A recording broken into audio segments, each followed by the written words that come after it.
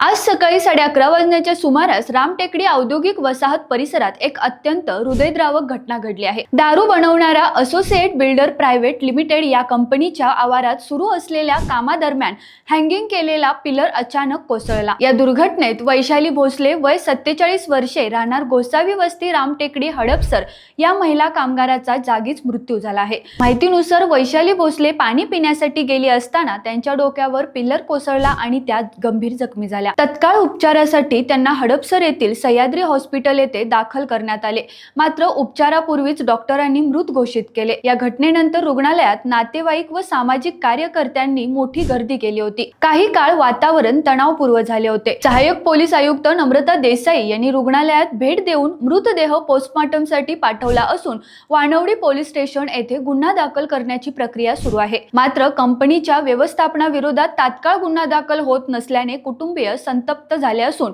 जोपर्यंत गुन्हा दाखल होत नाही तोपर्यंत अंत्यसंस्कारासाठी मृतदेह नेणार नाही, आंदोलन करू असा इशारा नातेवाईकांनी दिला आहे। कंपनीत काम करणाऱ्या महिलांना मूलभूत सुविधा दिल्या जात नाहीत, पाण्याची सोय नाही, कोणतीही सुरक्षा व्यवस्था नाही, कामगारांचे जीव धोक्यात घातले जात असल्याचा गंभीर आरोप कुटुंबियांनी केला आहे। या दुर्घटनेत जबाबदार कोण? कामगारांच्या सुरक्षेची जबाबदार कोण घेणार? रोकटोक महाराष्ट्र न्यूज या घटनेवर सातत्याने पाठपुरावा करणार आहे।